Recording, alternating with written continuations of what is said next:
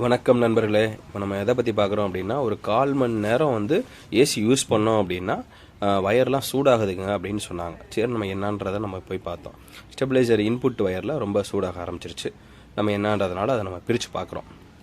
நம்ம இந்த டேப்பெல்லாம் நல்லா ஸ்ட்ராங்காகவே அடிச்சிருந்தாங்க.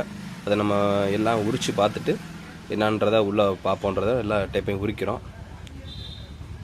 உரித்து பார்த்துட்டோம். இப்போ ஜாயிண்ட் படுத்துட்டாங்க. இங்கே லைட்டாக தான் இழுக்கிறேன், அதுக்கே அந்த இது வெளியே வந்துருச்சு.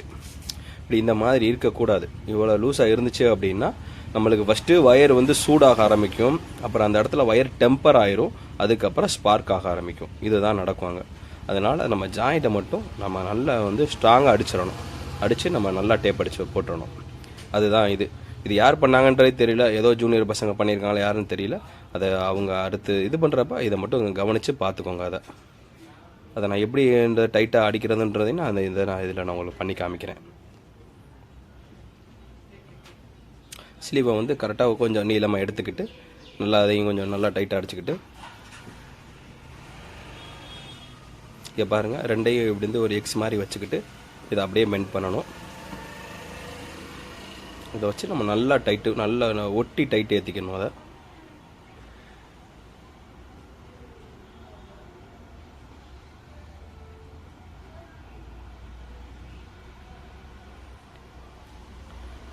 நல்லா டைட் ஏற்றினதுக்கப்புறம் ஒரு அடி செக் பண்ணிக்கலாம். நல்லா இழுத்து பார்ப்போம்.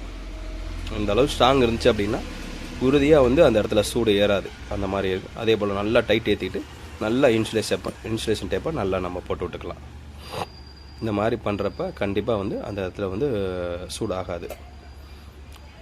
இந்த பதிவு யாருக்கும் உபயோகமாக இருந்தால் தெரியாத நண்பர்கள் எடுத்துக்கோங்க. நன்றி நண்பர்களே.